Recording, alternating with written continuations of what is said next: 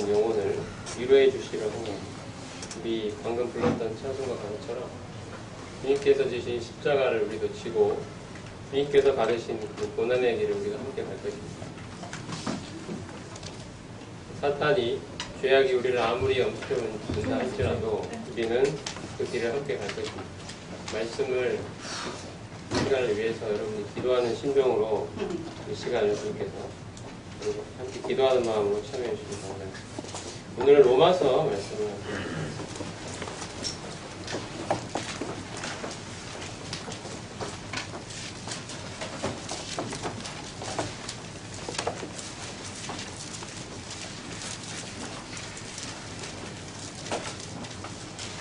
로마서 3장 9절 말씀을 보겠습니다.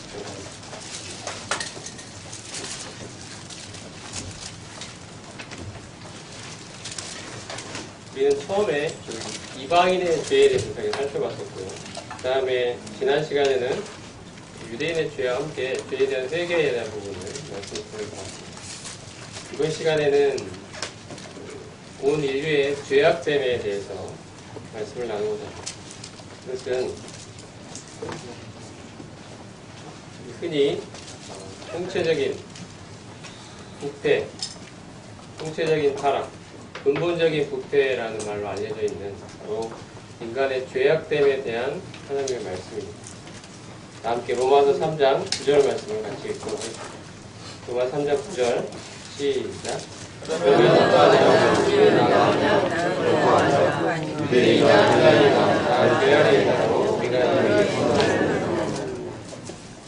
로마서 1장과 2장에서 우리는 헬라인이나 유대인이나 다 마찬가지로 죄인이라는 사실을 살펴보았습니다.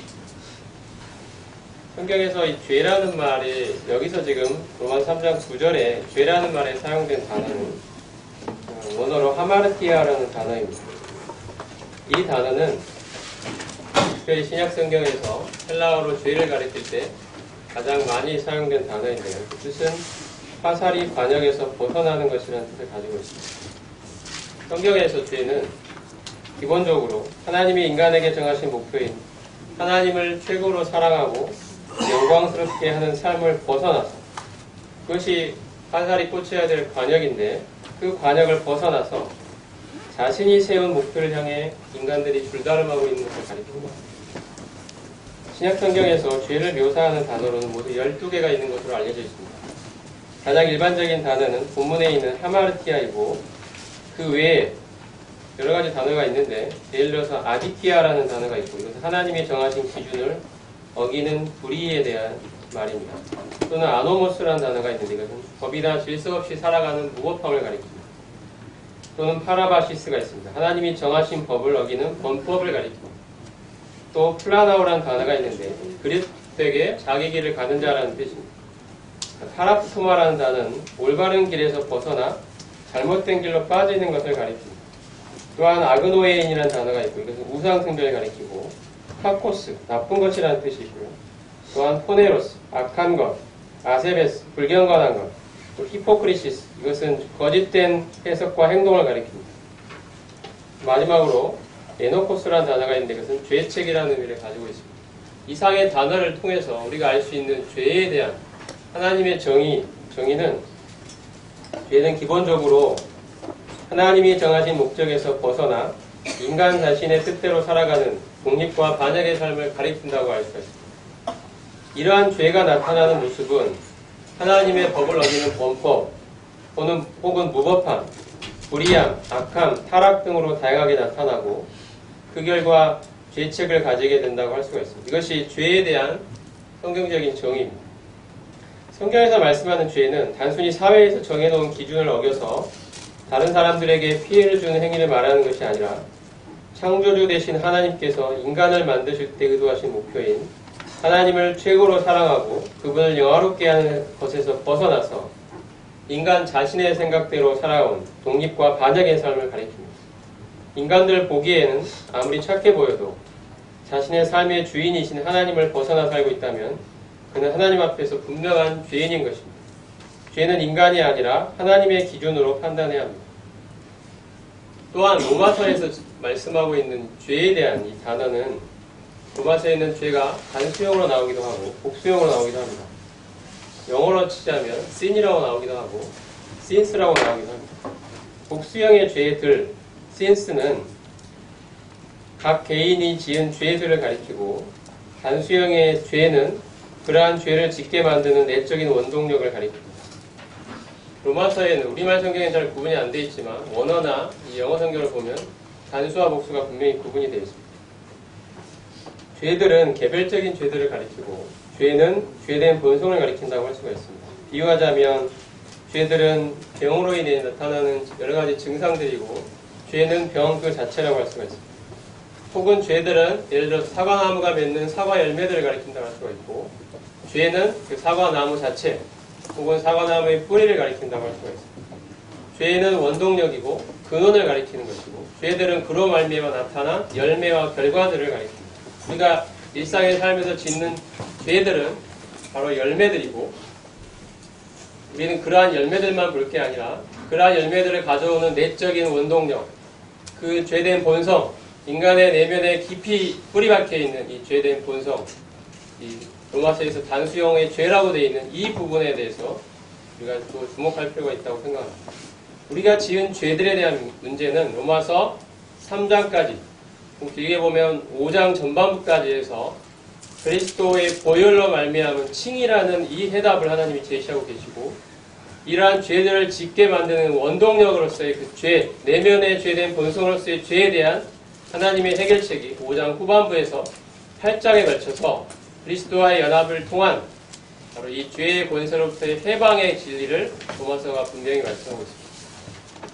그래서 앞부분에서는 로마서 맨 앞부분에서는 바로 이 죄가 얼마나 인간의 내면에 인격에 얼마나 깊이 뿌리박혀 있는가, 인간이 얼마나 크나큰 하나님 앞에서의 죄인인가를 로마서가 분명히 말하고 있고 그 이후에 이 죄에 대한 우리가 지은 죄들뿐 아니라 그 내면의 근원적인 힘으로서의 죄에 대한 문제도 하나님이 어떻게 해결하시는지를 말씀하고 있습니다.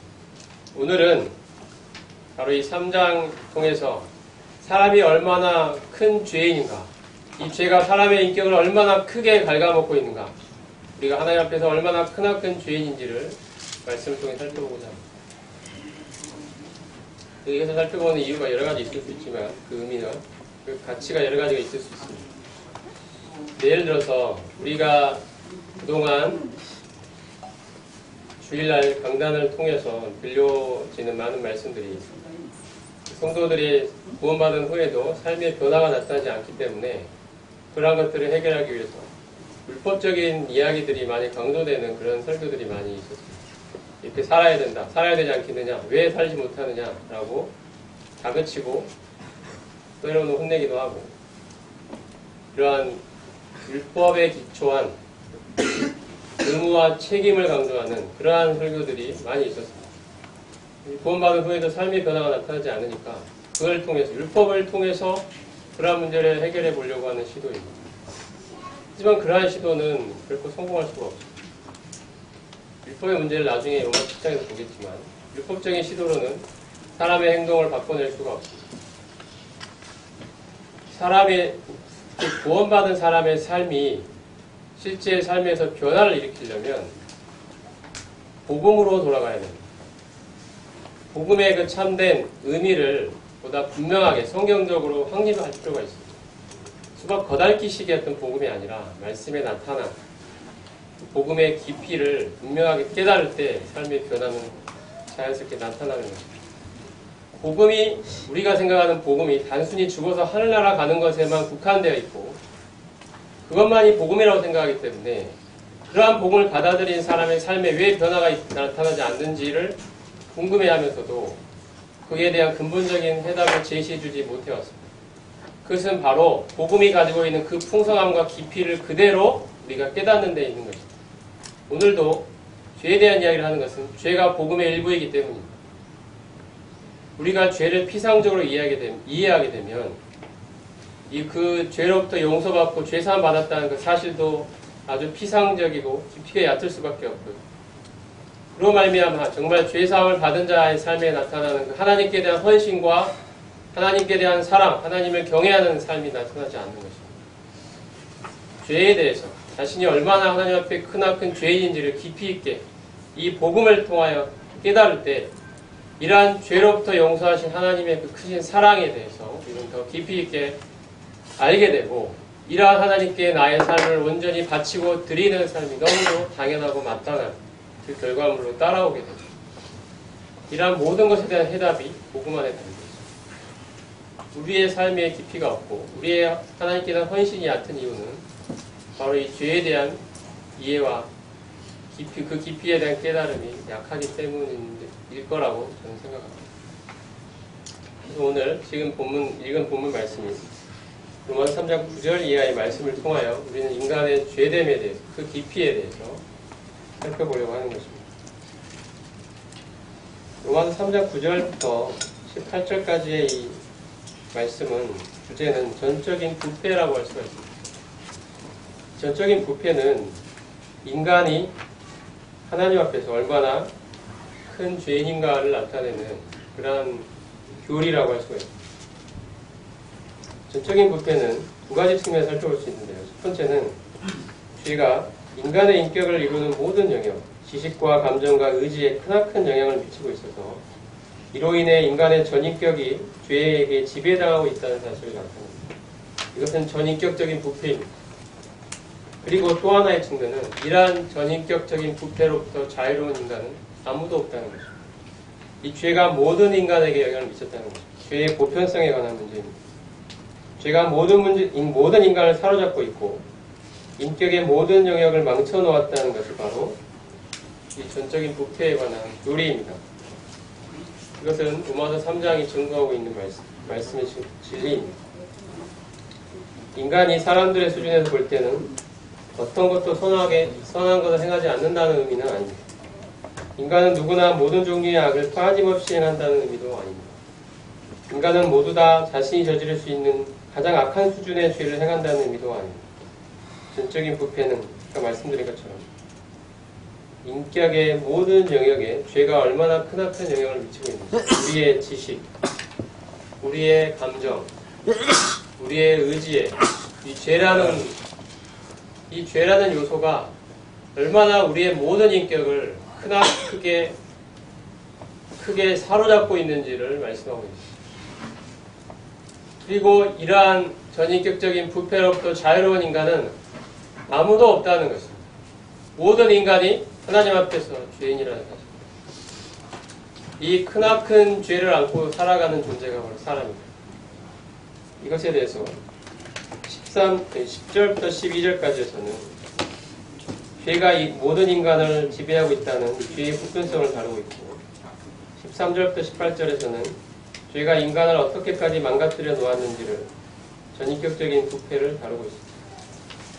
전적인 부패를 이해할 때는 이것이 무엇보다 하나님 앞에서의 문제임을 기억할 필요가 있습니다. 사람들끼리의 상대적인 비교를 통해서는 남들보다 선하게 사는 사람이 있을 수 있지만 하나님의 시야에서 볼 때는 인간의 의는 헤어진 옷과 같이 불완전하게 그지없습니다. 자신의 전적인 부패를 올바로 깨닫는 것이 자신에게 베풀어진 하나님의 은혜의 크기를 올바로 이해하는 중요한 열쇠가 됩니다. 로마서 3장 10절부터 한 말씀 보도록 하겠습니다. 10절 같이 한번 읽어보겠습니다. 10절 시작. 기록된 바 의인은 없나니 하나도 없으며 깨닫는 자도 없고 하나님을 찾는 자도 없고 10절만 읽어주세요. 기록된 바 의인은 없나니 하나도 없습니다. 사람들이 이 세상에 의인이 있다고 생각합니다. 그런 사람이 있다고 생각합니다. 근데 의라는 말의 뜻은 어떤 기준이나 표준에 부합한다는 의미인데 여기서 말씀하고 있는 의는 하나님이 세워놓으신 그 기준과 표준에 부합한다는 의미를 가지고 있습니다. 인간 사회에서 세워놓은 인간들 사이의 상대적인 기준이 아니고 하나님이 세워놓으신 그 기준과 표준에 일치하게 살아가는 것이 바로 의입니다. 이러한 측면에서 의인이 없다는 것입니다. 하나님이 세워놓으신 그 의의 수준에 도달할 수 있는 사람은 아무도 없다는 것입니다. 하나님의 기준에 부합하느냐의 측면을 보면 인간이 가진 의로움은 아무리 의로워 보이는 사람도 그 기준을 만족시킬 수가 없습니다. 예를 들어서 하나님께서 인간에게 보여주신 하나의 기준이라 할 수 있는 율법 또는 마음의 율법이라 할 수 있는 양심을 하나도 어기지 않고 산 사람은 아무도 아주 작은 수준을 이야기하더라도 의의는 없는 거죠.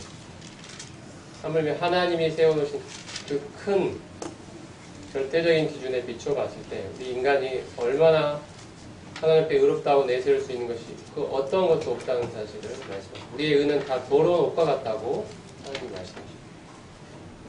이것이 우리 인간의 현실입니다. 기준이 하나님이 되셔야 합니다. 인간들 사이의 비교가 아니라 하나님이 절대적 기준이 되셔야 합니다. 이것이 우리가 죄를 바라보는 기준이 되어야 할 것입니다. 그런 의미에서 죄의 의의는 하나도 없습니다. 한 명도 없습니다.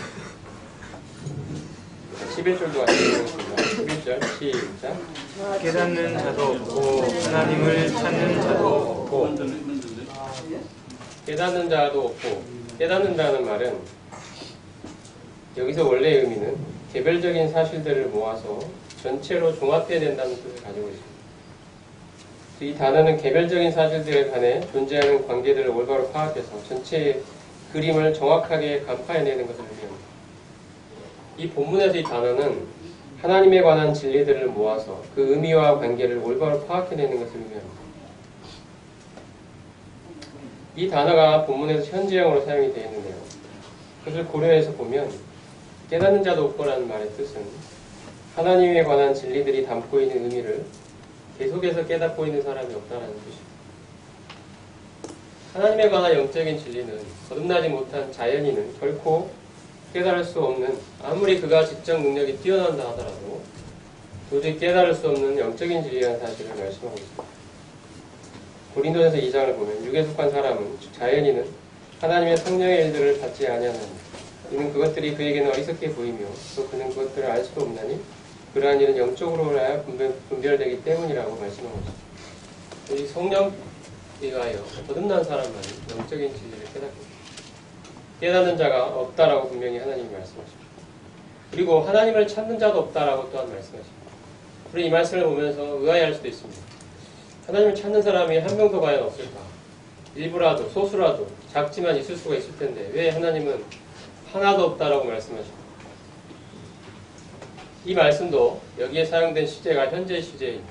즉 하나님을 지속적으로 찾는 사람이 없다는 뜻입니다. 한두 번 하나님을 간헐적으로 생각해본 사람이 있을 수 있지만 이 헬라어에서 현재 시제라는 것은 그의 지속적이고 반복적인 생활 양식이 되어 있다는 뜻입니다. 하나님을 찾는 삶이 그의 생활 양식이 되어 있을 만큼 하나님을 계속해서 추구하고 찾는 사람이 과연 있느냐는 것입니다. 사람들의 관심은 자기가 어떻게 잘 되느냐에 있습니다.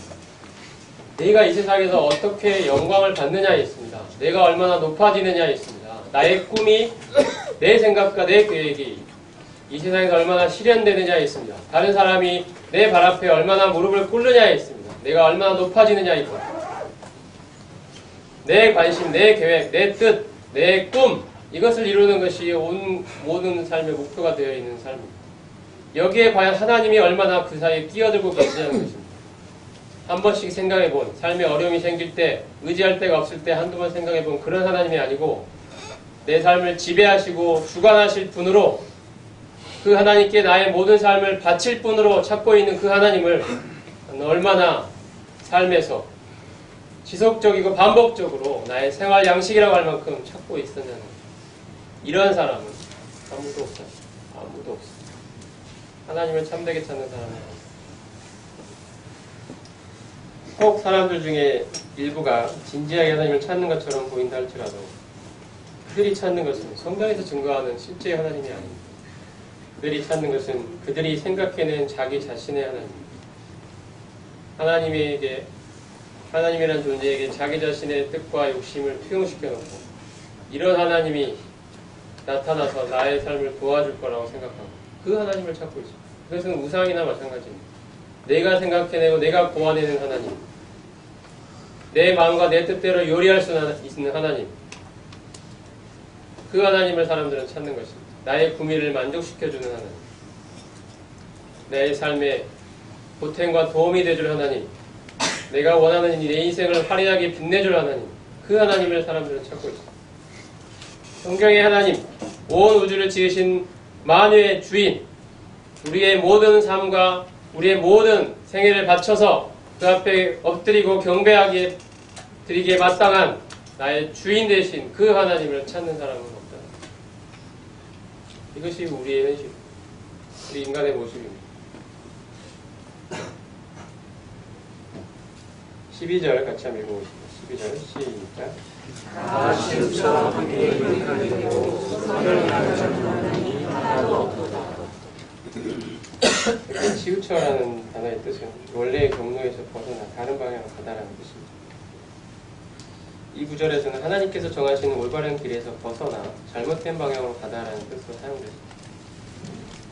죄는 하나님께서 인간에게 정해주신 올바른 인생의 목표, 올바른 인생의 경로인 하나님을 주인으로 모시고 순종하며 사는 삶에서 벗어나서 자기가 주인이 되어 자기 뜻대로 살아가는 잘못된 방향의 삶을 가리킵니다. 이러한 모습은 목자가 정해준 길에서 벗어나 자기가 원하는, 자기가 가고 싶은 곳으로 가기를 좋아하는 습성을 가진 양의, 그러한 양의 모습으로 성경에 나타나 있습니다. 우리는 다 양 같아서 그릇 행하여 각기 제 길로 갔다고 말씀하고 있습니다. 그리고 여기 말씀에 보면 선이라는 말이 있는데요. 선이라는 말도 하나님의 시각으로 볼 필요가 있습니다. 선이라는 말의 원래의 뜻은 도움이 되는 유익한 행동이라는 뜻을 가지고 있습니다. 성경에서 선이라는 단어는 하나님의 영광이 나타나는 데 도움이 되는 행동을 가리킵니다. 우리 인간들 사이에 뭐 선하고 그 사람 참 선해 할 때 그 선이 아닙니다. 성경의 기준의 선은 하나님의 영광에 도움이 되고 유익이 되는 행동을 가리키는 것이 선입니다. 우리가 아무리 사람들 보기에는 착해 보이는 행동을 할지라도 그것이 하나님께 하나님의 영광을 드러내는데 유익이 되지 않는다면 그것은 선이 아닙니다. 성경은 계속해서 말씀합니다. 우리가 생각하는 이 죄의 기준과 하나님이 생각하는 죄의 기준이 얼마나 다른지, 우리가 생각하는 선의 기준과 하나님이 생각하는 선의 기준이 얼마나 다른지, 우리가 생각하는 의의 기준과 하나님이 생각하는 의의 기준이 얼마나 다른지를 말씀하고, 하나님이 바로 판단 기준이시며 하나님이 재판장이시기 때문에 하나님의 기준에 서야 된다라고 말씀합니다. 그런 의미에서 선의는 없고 의는 없고 아무도 없는 것이죠. 우리의 삶이 정말 하나님의 영광이 나타나는데 도움이 되는, 유익하게 되는 삶을 살고 있느냐는 거죠. 우리 스스로 볼 때는 나는 나름대로 착해 보이고 내가 하는 일이 옳아 보이고 선해 보일지라도 하나님의 기준에 봐 하나님의 영광을 올바로 드러내고 있느냐는데 이 기준으로 봤을 때 과연 선이라고 할 수가 있느냐는 거죠. 우리는 우리가 보기에는 아무리 의롭고 보이고 선해 보인다 할지라도 사실은 우리는 하나님의 영광과 하나님의 뜻을 드러내는 데 관심이 없습니다. 하나님 보시기에 하나님 대신에 우리 스스로를 높이는 자기 의로 가득 차 있는 것을 보입니다. 우리는 다 부정한 자 같아서 우리 의는 다 더러운 옷과 같고 우리는 다 잎사귀같이 시들므로 우리의 죄악이 바람같이 우리를 몰아간다고 말씀합니다. 우리는 죄가 얼마나 우리 깊숙이에 박혀 있는지 하나님 앞에서 깨달아야 됩니다. 우리 스스로에 대한 헛된 기대를 갖지 말아야 합니다. 인간에 대한 기대를 접어야 합니다. 얼마나 하나님 앞에 부패하고 고개를 들 수 없을 만큼 더럽고 추한 존재인지를 우리에게는 그 어떠한 능력과 힘도 하나님을 섬길 만한 하나님의 영광에 도움이 되고 기여할 수 있는 만한 그 어떠한 선한 것도 우리에게 없다는 사실을 우리는 뼈저리게 뼈아프게 하나님 앞에 엎드려서 깨달아야 합니다. 그 어미하신 하나님 앞에 우리가 얼마나 작고 연약하고 미천한 존재인지 더 나아가서 부패하고 추악하고 더러운 존재인지 자기의 의로 가득 차 있고 하나님의 영광과 하나님의 뜻보다는 내 뜻과 내 생각과 내 계획대로 살고자 하는 존재인지를 우리는 뼈아프게 하나님 앞에 느끼고 그 하나님 앞에 은혜를 구하는 심경으로 엎드릴 수밖에 없는 존재이며 하나님은 10절과 12절 이 말씀을 통하여 하나님의 기준에 봤을 때 선하고 의로운 존재는 아무도 없다는 이 죄의 보편성에 관한 말씀을 하고 계십니다. 인간끼리의 상대적 비교라면 어느 정도껏 선해 보이고 의로워 보일지 모르지만 이 하나님의 기준에 비춰봤을 때 하나님 앞에서 그 어느 누구도 한 사람의 애도 없이 단 한 사람의 애도 없이 모두 다 의인이 없고 악인뿐이며 선인이 없고 악인뿐이라고 말씀하셨습니다. 그 다음에 13절부터 18절까지 말씀에서는 이 죄가 인간의 인격에 얼마나 깊이 뿌리박혀 있는지를 말씀하고 있습니다. 죄의 영향력으로부터 우리의 인격이 얼마나 지배당하고 있는지를 말하고 있습니다. 자, 13절 말씀을 한번 읽어보겠습니다. 13절 시작. 그들의 목구멍은 열린 무덤이요 그들은 죽음을 일삼으며 그 집에는 독사의 독이 있고. 이 무덤이라는 표현은 그 안에서 시체의 썩은 악취가 나는 부패한 곳이라는 얘기입니다. 유대인들은 죽은 사람의 시체를 동굴에다가 묻었는데 동굴의 입구를 돌로 막는 형태의 무덤을 만들었다고 합니다. 열려있는 무덤이라는 표현은 무덤의 입구를 가리고 있던 돌이 치워지고 무덤이 열려 있어서 그 안에 있는 시체에서 나오는 그 썩은 악취가 진동하는 밖으로 퍼져나오는 모습을 묘사한 것입니다. 이것은 아마도 인체의 입속 모양이 형태적으로 동굴과 유사하고 그 안에 있는 혀에서 온갖 악한 냄새가 나는 말들이 쏟아져 나오기 때문에 이러한 비유를 한 것이 아닌가 생각이 듭니다. 예수님께서는 겉과 속이 다른 서기관들과 바리새인들을 향하여 이와 유사한 비유를 사용하신 적이 있습니다. 화 있을진저 외식하는 서기관들과 바리새인들이여 회칠한 무덤 같으니 겉으로는 아름답게 보이나 그 안에는 죽은 사람의 뼈와 모든 더러운 것이 가득하다. 주님의 말씀입니다. 우리의 이 혀가, 이 말이 말에 관한 부분입니다. 말로, 내 혀로, 입술로 온갖 더럽고 추한 악한 말들이 쏟아져 나오는데요. 이것은 단순히 말이 그렇다는 게 아니고 말은 자기 인격의 표현입니다. 우리 속 사람이 그렇다는 것입니다. 우리의 속이 하나님 말씀하신 건 그것입니다. 말을 통해서 나타나는 것을 볼 때 우리의 속이 얼마나 더럽고 부패하고 추한 존재인지 말씀하고 있는 것입니다. 이 열린 무덤과 같은 그 속에서 악취가 나는 그러한 말을 쏟아낼 수밖에 없는 그 정도로 이 악한 것들이 내면에 가득 찬 존재라는 것입니다. 그것이 지금 하나님 말씀하시는 거예요. 우리의 내면의 인격이 죄로 얼마나 지배당하고 있는지 말씀하고 있습니다. 온갖 부패와 더럽고 추악한 이 죄가 우리 안에 가득하다는 것입니다. 독사의 독이 있다고 말합니다. 독사는 헬라어로 아스피스라는 단어인데 입술 아래에 있는 주머니에 치명적인 독을 품고 있어서 물리면 곧바로 즉사할 수밖에 없는 이집트 코브라를 가리킵니다. 바울은 인간의 입에서 나오는 독한 말이 얼마나 남에게 큰 해를 미칠 수 있는 것인지 독사의 독을 비유를 들어 설명합니다.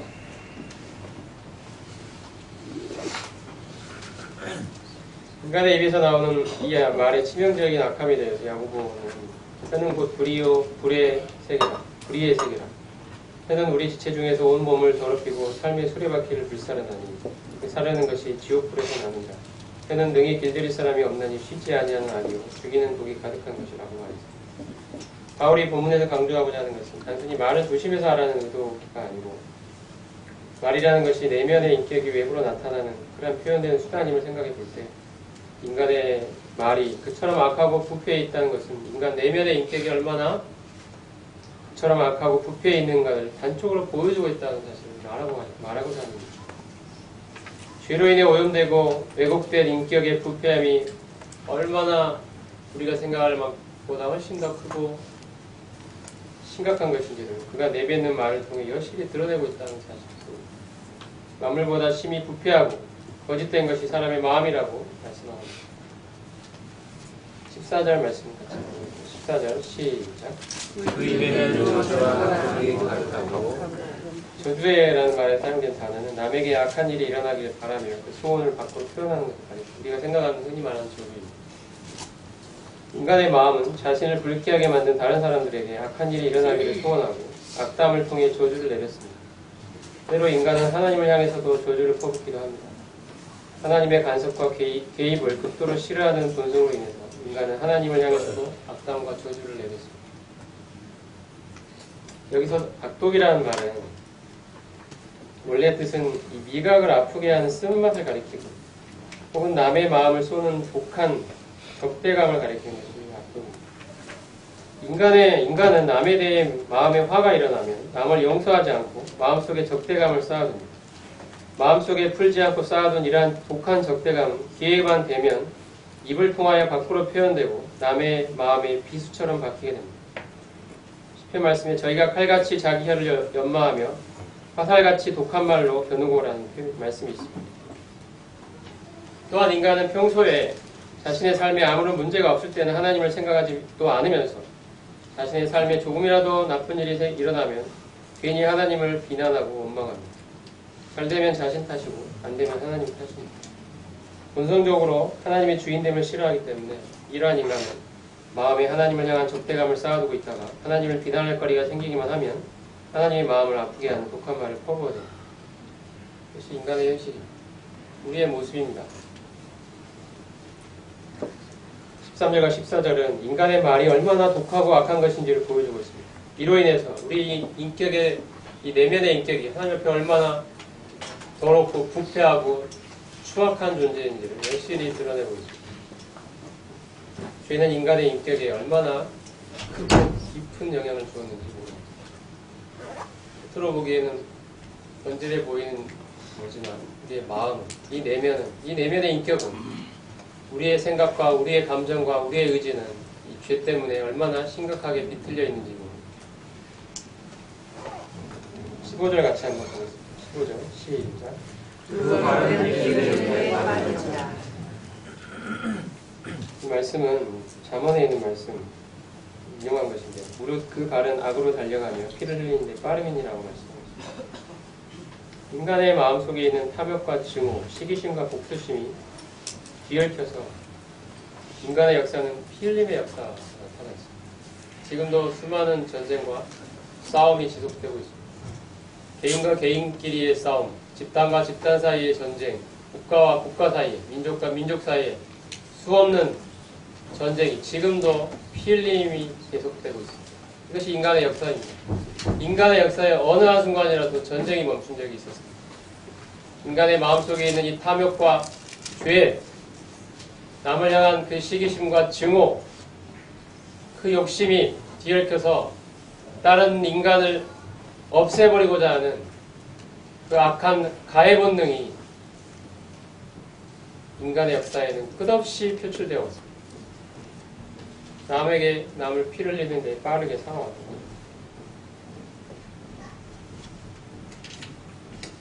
혹시 나는 남을 때린 적도 없고 살인을 저진 적도 없다고 생각하는 분들이 있을지 모르지만 자신을 비방하고 무시하는 사람을 향해서 잠시라도 마음속에서 극도로 미워한 적이 없다고 한 번도 말할 수 있을 사람이 있겠습니까?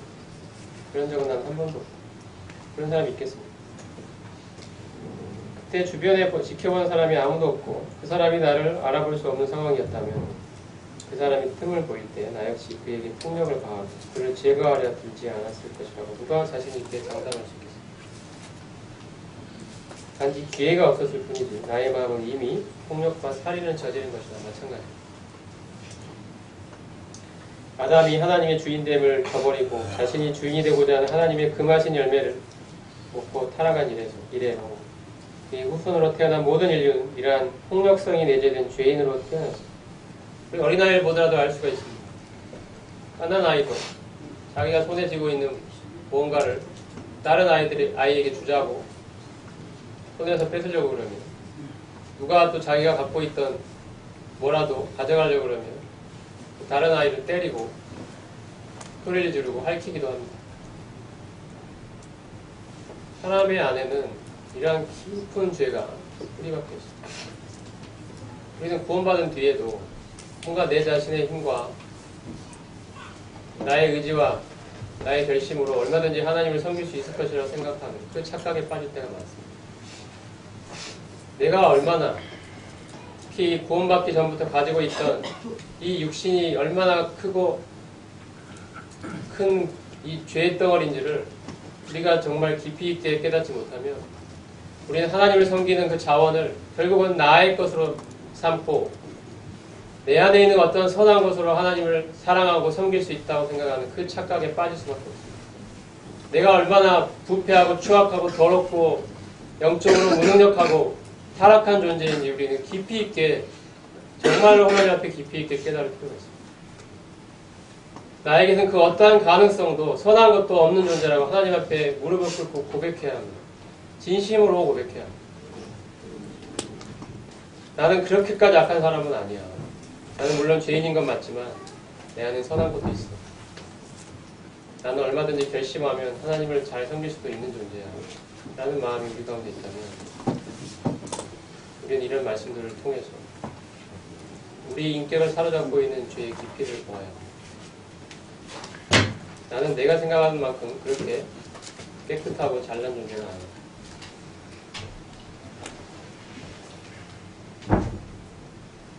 이러한 나의 그 죄됨에 대한 깊이 있는 인식이 없기 때문에 우리는 나의 힘을 빌어 하나님을 섬기고자 하는 그러한 열심을 낼 때가 많고 그것들이 실패를 반복함에도 불구하고 끝없이 그것을 반복하는 이유는 자기 자신에 대한 신뢰가 있기 때문입니다. 그것이 사라지지 않기 때문에 나는 말로는 그렇지 않다고 하면서도 결국은 내 자신을 신뢰하고 하나님을 신뢰한다고 말하면서도 결국은 나를 신뢰하고 이것이 우리가 내가 얼마나 크고 부패하고 큰 죄인인지를 깨닫지 못했을 때 생기는 문제입니다. 우리는 율법을 통하여 우리의 삶을 바꿔낼 수 있을 것이라고 기대하면서 강단에서 수없는 율법적인 메시지를 쏟아냅니다. 당신들은 결심을 바꾸고 이제 새롭게 결심하여 하나님을 잘 섬기시오라고 이야기합니다. 우리는 결심을 바꿔서 새로운 결심으로 하나님을 잘 섬기고 거룩하게 살아갈 수 있는 존재들이 아닙니다. 아무리 그렇게 이야기를 해도 우리의 삶은 바뀌지 않습니다. 그럼에도 불구하고 계속해서 이 율법이라는 요소에 끝없이 기대는 것은 인간에 대한 자기 신뢰가 있기 때문입니다. 인간은 할 수 있다는 마음이 있기 때문입니다. 인간이 할 수 없다는 이 하나님의 말씀을 온전히 우리는 깨달아야 합니다. 얼마나 하나님 앞에 크고 뿌리 깊은 죄성이 우리 안에 박혀있는 존재인지를 뼈저리게 정말로 뼈저리게 자기에 대한 모든 신뢰를 포기할 정도로 우리는 느껴야 합니다. 이것이 하나님이 우리에게 이러한 은혜를 베풀어 주시기를 구해합니다. 이것이 사실 진실이기 때문입니다. 우리는 허상 속에서 살아왔는지도 모릅니다. 우리의 진실은 무엇이냐면 하나님 앞에서 그 어떠한 가능성도 1%의 가능성도 내세울 수 없는 부패 덩어리에 무능력 덩어리에 죄인들인 것입니다.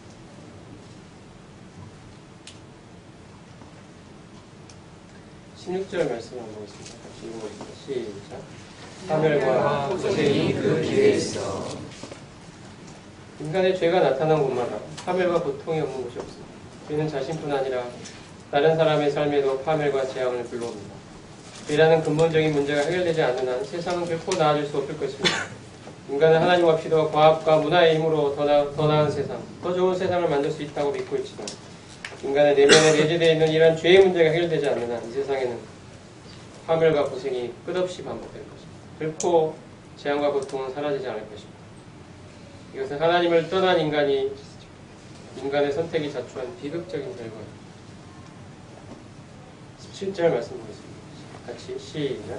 평강의 길을 이렇게 말씀해보면 내 하나님의 말씀이 악인에게는 평강이 없다 하셨느니라 말씀합니다.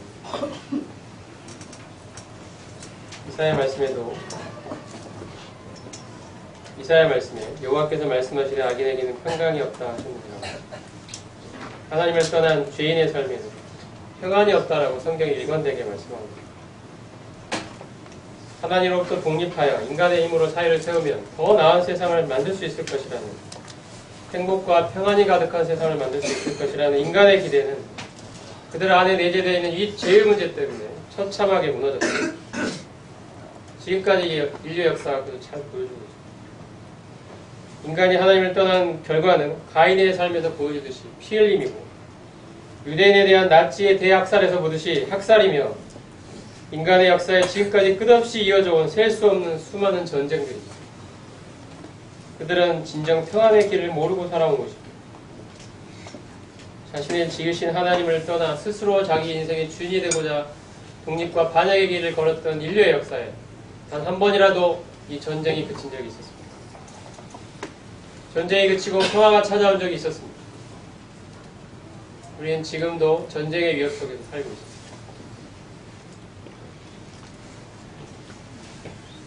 18절 말씀하십니다.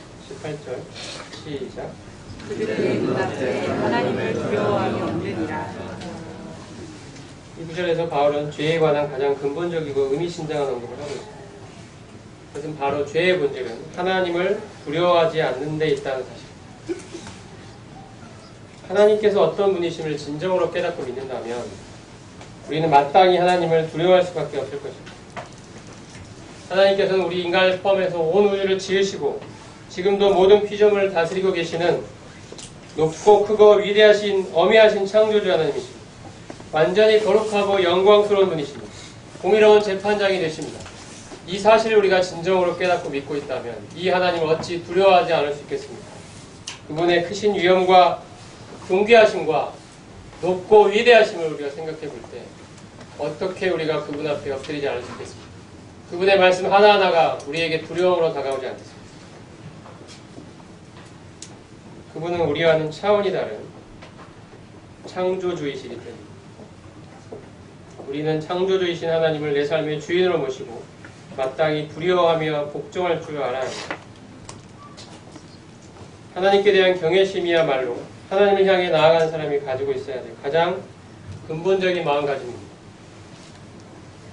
솔로몬은 전도서의 결론으로 이래 결국을 다 들었으니 하나님을 경외하고 그 명령을 지킬지어다. 이것이 사람의 본분이니라고 말합니다.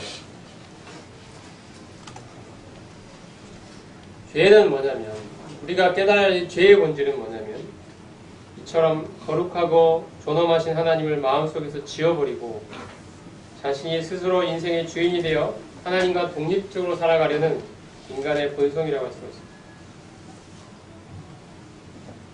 죄는 바로 하나님을 주인으로 삼고 마땅히 경외하는 것 대신에 자신을 주인으로 삼고 자신의 뜻대로 살아가려는 그러한 인간의 성향입니다.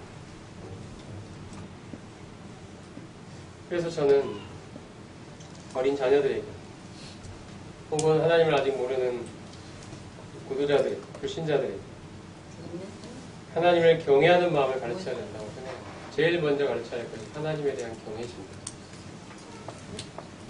하나님의 말씀 앞에 두려워 떨주한 사람으로 만들어야 합니다. 그 어떠한 것보다 하나님 말씀, 하나님의 어미하심을 두려워할 줄 아는 사람을 만들어야 합니다. 내 생각과 내 뜻이 하나님의 말씀과 하나님의 뜻과 다를 때 내 생각을 꺾고 하나님의 뜻과 하나님의 계획, 하나님의 말씀, 하나님의 어미하심을 받아들일 수 있는 사람으로 만들어내야 합니다. 이것이 하나님 앞에 나아가는 사람이 가져야 될 가장 기본적인 마음가짐입니다. 하나님을 두려워하지 않는다면 어찌 죄를 깨달을 수 있겠습니까? 죄는 바로 이 두려워할 하나님에 대한 반역이기 때문입니다. 죄의 깊이를 깨달으려면 하나님을 두려워하는 마음이 있어야 합니다. 이것이 없다면 우리는 죄의 그 참된 깊이를 알 수도 없고 깨달을 수도 없습니다.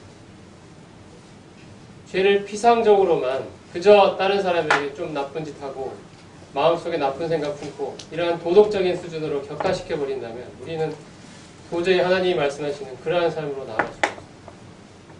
하나님 우리의 삶을 변화시켜내시고 하나님 안에 있는 참되고 부유한 것들을 우리에게 알리시고 하나님 자신이 우리에게 복이 되신다는 사실을 복음을 통해 드러내시려는 이 하나님의 계획은, 하나님의 목적은 하나님을 경외함이 없는 사람에게는 도저히 실현될 수가 없습니다. 그 첫 출발, 첫 단추가 하나님을 경외함에 있습니다. 우리의 죄가 용서받고 환란을 갈 수 있게 되었다는 사실을 말하기 전에 어린 자녀들에게 하나님 경외함을 가르치십시오. 하나님이 얼마나 두려워할 존재인지 알려주십시오. 하나님이 누구인지 알려주십시오. 하나님이 어떠한 존재인지를 알려주십시오. 우리가 그 앞에 두려움 속에 떨어야 되는 존재임을 알려주십시오.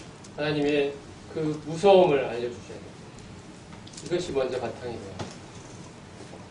그러한 이 무서워야 할 하나님, 경외해야 될 하나님, 두려워할 하나님 앞에 그 하나님의 심판과 그 하나님의 정죄 아래 있다는 것이 얼마나 정말 끔찍한 일인지를 알려줍니다. 저 출발은 하나님이 어떤 분이신지를 알려줍니다. 이러한 바탕에서 죄를 깨닫게 해야 합니다. 죄가 단순하고 피상적인 이 죄가 아니고 우리 안에 깊이 뿌리박혀 있는 무서운 것임을 알려줍니다. 이 죄의 본질이 이 두려워할 하나님을 마땅히 경외하지 않고 주인 삼지 않는 것이라는 사실을 알려줍니다. 이것이 바탕이 되어야 합니다.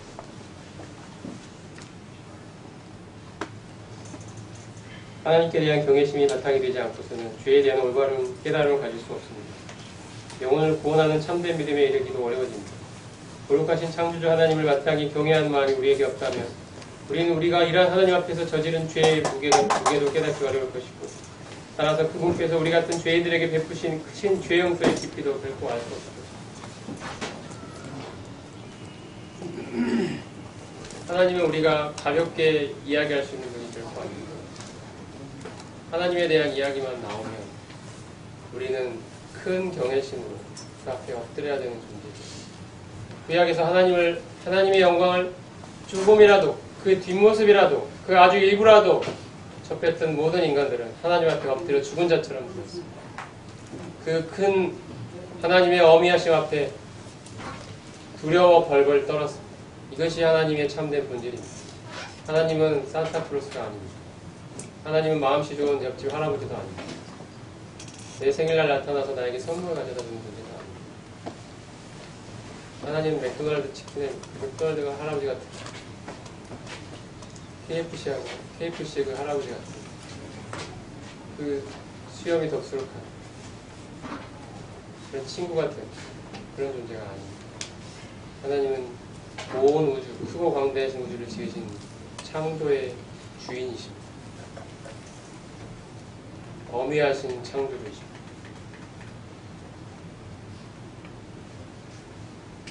우리는 10절부터 18절까지 해서 구약에서 인용한 여러 가지 구절들을 통해 인간의 전적인 타락에 대해 살펴보았습니다. 죄는 인간의 인격의 모든 영역에 걸쳐 깊은 영향을 미치고 있고 이로 인해 인간의 전인격은 오염되고 타락해 있으며 이러한 타락으로부터 자유로운 인간은 아무도 없다는 것이 이 본문의 결론입니다. 이제 결론을 내려보겠습니다. 19절과 20절을 같이 한번 읽도록 하겠습니다. 시작. 우리가 알거니와 주를 율법이 말한 것은 율법 안에 있는 자들에게 말한 것이니 이는 모든 힘을 받고 온 세상으로 하나님의 사랑을 입혀야 한다. 그러므로 율법의 힘으로 너희 앞에 어렵다 주어가 주셔서 율법으로 주를 깨달으리라. 19절과 20절은 앞에서 언급한 대로 1장에서부터 3장 전반부에 걸쳐서 모든 인류의 죄인됨에 관한 그런 모든 논의의 결론을 내리는 부분입니다. 결론의 내용은 하나님의 은혜 없이는 하나님 앞에서 의롭다고 얻을 수 있는 사람은 아무도 없다는 사실입니다. 율법의 행위로는 아무도 의롭다함을 받을 수 없기 때문에 의롭다함은 반드시 믿음을 통해 주어질 수밖에 없다. 믿음을 통해 주어져야 한다. 하나님의 율법과 관계없이 하나님의 은혜로 주어질 수밖에 없다. 율법의 중요한 목적은 죄를 깨닫게 하는 데 있다. 율법을 통해 의롭다를 얻을 수 있는 존재가 사람은 결코 아니다. 이것이 본절의 이론입니다. 만약 인간이 죄로 인해 타락하지 않았다면 이론상으로 볼 때 율법을 완전히 지킴으로써 하나님 앞에 혹시 의롭다를 얻을 수 있을지도 모르겠습니다. 하지만 죄로 인해 타락한 인간은 율법을 지켜서 하나님 앞에 의롭다 얻을 수 있는 그러한 능력이 전혀 없습니다. 이것은 선한 행위를 하려는 노력 자체가 잘못되어 있다는 말은 아닙니다. 우리는 선하게 살아야 합니다. 선행을 해야 합니다. 이 말의 뜻은 인간에게는 선한 행위와 같은 인간 자신의 노력을 통해서 의롭다함을 얻을 수 있는 그런 능력이 없다는 사실. 선행은 의롭다함을 얻기 위한 근거나 수단이 아니라 의롭다함을 받은 사람을 통해서 나타나야 하는 열매라고 이해할 수 있습니다. 거듭나지 못한 자연인은 죄로 인해 타락한 연약한 육신으로 인해서 하나님의 기준을 완전히 지킬 수 있는 능력이 없지만 의롭다함을 받고 성령께서 그 안에 내주하시는 사람은 성령의 능력을 통해 육신을 이기고 자신의 삶에서 선한 열매를 맺을 수 있게 됩니다. 이 원리를 우리가 또 나중에 살펴볼 거예요. 오늘 본문을 통해 우리는 여러 구약 성경에 인용된 말씀들을 통해 인간의 근본적인 타락에 대해 살펴보았습니다. 이방인은 양심에 새겨진 율법이 기준이 되고 유대인은 기록된 율법이 기준이 되어서 그들의 행위를 보수하고 있습니다. 죄는 이 모든 인간의 인격에 참으로 깊고도 광범위한 영향을 주었습니다. 모든 인간은 율법으로 말미암아 죄인으로 정죄받고 있으며 하나님의 무서운 진노 아래 그것이 본문이 말씀하고 있습니다. 우리는 이러한 내용을 구원받기 전뿐 아니고 구원받은 후에도 그 깊이를 분명히 깨달을 필요가 있다고 생각합니다. 우리 자신에 대한 신뢰가 올라올 때마다 하나님 앞에서 우리의 부패함에 대해서 깊이 깨닫게 해주시기를 구하는 심정으로 하나님 앞에 나아가야 된다고 생각합니다.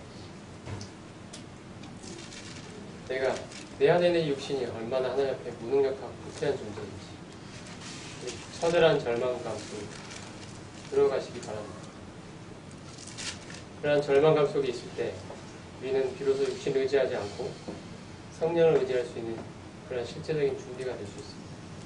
자기 자신에 대한 기대와 소망, 신뢰와 희망을 가지고 조금이라도 그게 있다면 우리는 결코 온전히 성령을 의지할 수가 없습니다. 그로 인해 우리의 삶에 나타난 열매는 성경의 열매가 나타납니다. 육신의 열매가 나타나는 것입니다.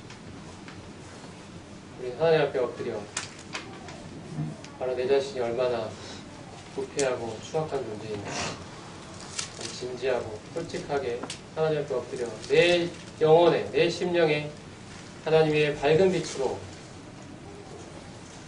이 나의 철저한 부패함에 대해서 하나님이 깨닫게 해주시고 구해야 할 것입니다. 기도하겠습니다.